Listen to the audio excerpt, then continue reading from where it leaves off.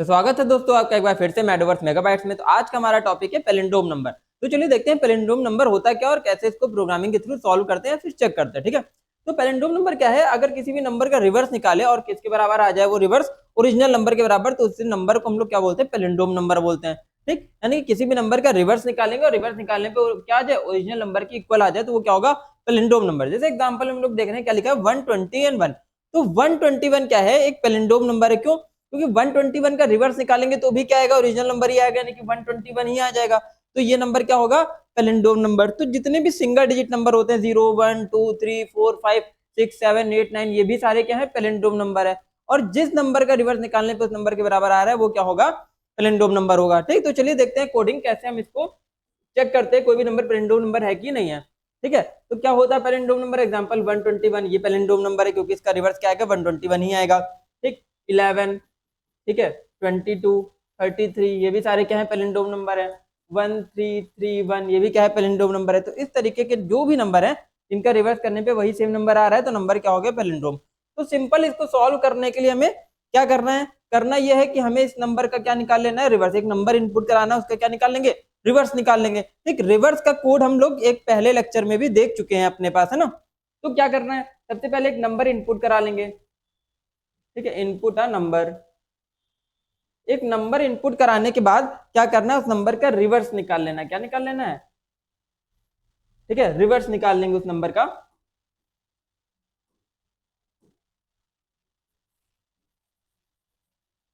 ठीक, उस नंबर का क्या निकालिए? रिवर्स। अब रिवर्स निकालने के बाद उसको क्या कर लेना है? चेक करा लेना है। क्या चेक करा लेना है? चेक करा लेना है कि वो ओरिजिनल नंबर के बराबर है कि नहीं है। तो 3 स्टेप में हम लोग काम करने वाले हैं। क्या? नंबर इनपुट कराएंगे, उसका रिवर्स निकाल लेंगे, फिर उस रिवर्स को ओरिजिनल नंबर के बराबर चेक करा लेंगे। ठीक, तो चलिए समझते हैं कोड के थ्रू। तो क्या कोड है यहाँ पर? तो हमने पहले भी रिवर्स निकालने का प्रोग्राम पढ़ा हुआ है अपने लेक्चर्स में। ठीक है, तो अभी इसको फिर से देखते हैं कि रिवर्स कैसे निकालें। तो सबसे पहले क्या किया? एक वेरिएबल है हमारे पास n। ठीक है, एक है no, एक है mod और एक है सम। इतने वेरिएबल हमने ले रखे हैं। सबने रिवर्स आरईवी ले रखा है। ठीक है, तो कुछ 3-4 वेरिएबल हम लोगों ने ले रखे हैं, मॉड और आरईवी। ठीक, अब देखते हैं क्या है। सपोज नंबर इनपुट किया, सपोज एन की वैल्यू क्या इनपुट कर दी? 120 एंड 1। तो एन की वैल्यू कितनी आ गई? 121 आ गई। ठीक, तो अब यहाँ पर क्या देखोगे? जो एन है उसकी हमने कॉपी बना रखी है, उसको कहाँ स्टोर करा रखा है? एनओ में। यानी कि हमेशा राइट हैंड साइड की वैल्यू लेफ्ट हैंड साइड पे स्टोर होती है। तो एन की वैल्यू कहाँ स्टोर होगी? एनओ के अंदर। तो एनओ में भी कितना आ गया? 121 आ गया। ठीक है, एन में 121। सपोज यूजर ने इनपुट किया तो उसकी वैल्यू ने एनओ में भी कॉपी कर दी 121। उसके बाद वाइल का लूप चला है। वाइल का लूप क्या है? N is greater than 0। ठीक, तो n is greater than 0, condition true है। कंडीशन ट्रू है तो हम लोग क्या निकालेंगे? लास्ट डिजिट एक्सट्रैक्ट कर लेंगे। आखिरी डिजिट एक्सट्रैक्ट होगी किससे? n mod by 10 से। n mod by 10 से आखिरी डिजिट क्या आ गई भैया? 1 आ गई। ठीक है, क्या आ गई? 1 आ गई। ठीक, अब हमने क्या लिखा हुआ है नीचे का code? REV is equal to REV into 10 plus mod, और आरईवी इनिशियल कितना है? 0 है। तो क्या हो जाएगा? 0 इंटू 10 प्लस 1। ठीक है, 0 आरईवी इनिशियल 0 था, तो 0 इंटू 10 प्लस मॉड, मॉड कितना था? 1। तो 0 into 10 plus 1 is equal to कितना हो गया यहाँ पर? 1 हो गया। ठीक, फिर क्या लिख देंगे? n is equal two divided by 10। n divided by 10 से क्या हो जाएगा? आखिरी डिजिट हट जाएगी। ठीक है, आखिरी डिजिट क्या होगी? हट जाएगी। तो कैसे हट? क्या आ जाएगा यहाँ पर? क्या आ जाएगा? 12 आ जाएगा। ठीक, यानी कि 121 को जब 10 से डिवाइड करेंगे तो क्वेश्चन कितना आ गया? क्वेश्चन आ गया भैया 12। कितना आ गया? 12 आ गया, 12 आ गया। ठीक, फिर यहाँ से ऊपर मूव करेंगे कहां पर? वाइल की कंडीशन की तरफ। तो मैंने हर बार हर लेक्चर में बताया हुआ है कि वाइल के अंदर या कोई भी लूप है, फॉर के अंदर, डू वाइल के अंदर लिखा हुआ कोड, ठीक है, या फिर इसको क्या बोलते हैं? लूप बॉडी बोलते हैं। पूरे कोड को क्या बोलेंगे? जो लूप के अंदर लिखा हुआ है इसको क्या बोलते हैं? Loop body. ठीक है, तो लूप बॉडी यार तब तक एग्जीक्यूट होती रहेगी जब तक कंडीशन क्या रहेगी? ट्रू रहेगी। ट्रू है, फिर से एक बार एग्जीक्यूट, फिर ऊपर जाके कंडीशन चेक करिए, फिर ट्रू है, फिर से एग्जीक्यूट हुआ, फिर ट्रू है, फिर एग्जीक्यूट हुआ। तो तब तक एग्जीक्यूट होती रहेगी लूप बॉडी जब तक कंडीशन क्या रहेगी? ट्रू। ठीक, तो अभी एन कितना हो गया यहाँ पर? 12। तो 12 इज ग्रेटर देन 0, कंडीशन अभी भी ट्रू है, तो फिर से एक बार पूरी लूप बॉडी एग्जीक्यूट होने वाली है। ठीक, तो अब क्या निकालेंगे? 12 मॉड 10। 12 को 10 से डिवाइड करेंगे तो भैया रिमाइंडर क्या आएगा? अभी रिमाइंडर आ जाएगा 2।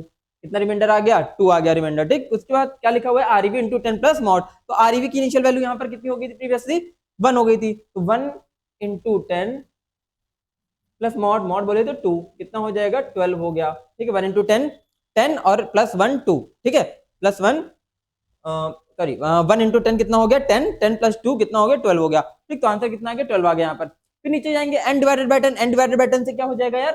n डिवाइडेड बाय 10 से फिर से आके डिजिट हट जाएगी। कितना आ गया? 1 आ गया। ठीक, मतलब इन शॉर्ट हम क्या कर रहे हैं यहाँ? मैं फिर से करके दिखा देता हूँ आपको। 12 है, 12 को 10 से डिवाइड कर रहे हैं। ठीक है, 12 को 10 से डिवाइड कर रहे हैं। ठीक, जब 10 से डिवाइड करेंगे तो कितनी बार डिवाइड होगा, कितनी बार जाएगा, एक बार जाएगा। नीचे कितना आ गया 10, माइनस कर दोगे 2 रिमाइंडर हम पहले ही यहाँ पर नोट कर चुके थे। ठीक, फिर n डिवाइडेड बाय 10 से डिवाइड का आंसर कितना आ गया 1, वही 1 हमने यहाँ पर n में ही स्टोर करा दिया। ठीक, फिर से यहाँ से ऊपर के while n is greater than 0 है क्या, अभी भी n इज ग्रेटर देन 0 है, कंडीशन ट्रू है, कंडीशन ट्रू है तो फिर 10 mod 10 निकालेंगे और फिर से आखिरी डिजिट एक्सट्रैक्ट होकर आ जाएगी, क्या आ जाएगी भाई, आखिरी डिजिट एक्सट्रैक्ट होकर 1 आ गई, क्योंकि एक ही डिजिट बची है 1 है, 10 से डिवाइड होगा नहीं, अगर डिवाइड होगा नहीं तो वही क्या हो जाएगा, रिमाइंडर हो जाएगा, तो रिमाइंडर कितना हो गया 1। ठीक, फिर क्या लिखा हुआ है REV into 10 plus mod, REV into 10 plus mod, तो आरईवी प्रीवियसली कितना था 12, तो 12 इंटू 10 प्लस 1 कितना हो गया 120 प्लस 1 121।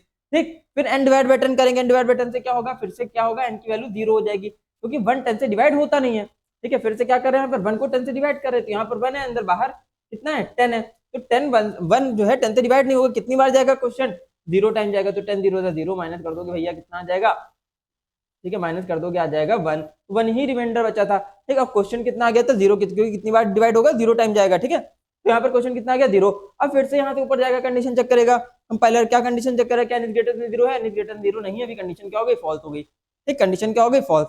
अब लूप टर्मिनेट हुआ, लूप टर्मिनेट हुआ तो कहां पर एग्जीक्यूशन आया, इस वाली लाइन पे, इफ वाली लाइन पे जो लूप के जस्ट बाद वाली लाइन है उस पर एग्जीक्यूशन आया, वहां पर एग्जीक्यूशन आया, तो हम क्या चेक करें, क्या आरईवी एनओ के बराबर है, क्या आरईवी किसके बराबर है, एनओ के बराबर है क्या, तो आरईवी देखोगे यार यहाँ पर कितना आया 121 और एनओ भी कितना था इनिशियली 121, तो दोनों बराबर हैं, दोनों बराबर है तो नंबर क्या हो जाएगा, पैलिंड्रोम नंबर हो जाएगा। ठीक, अगर दोनों बराबर नहीं होते तो फिर नंबर क्या हो जाता, नॉट अ पैलिंड्रोम नंबर हो जाता। ठीक, मान लो अगर हम क्या ले लेते इनपुट 123 ले लेते, तो 123 का रिवर्स निकालते तो कितना आता 321 आता, तो 321 क्या 123 के बराबर है, नहीं है, कंडीशन फॉल्स हो जाती, तो क्या होता पैलिंड्रोम नंबर ना होता, है ना। अब एक चीज और समझो, तो यहाँ पर हमने क्या कर लिया था, पहले ही n की कॉपी बना ली थी, मतलब n को वैल्यू हमने कहाँ स्टोर कर दी थी, NO के अंदर स्टोर कर दी थी पहले, क्यों, क्योंकि लूप चलाने के बाद यार देखो n तो इनिशियल 121 था, लूप चलाने के बाद n क्या हो गया लास्ट में 0 हो गया।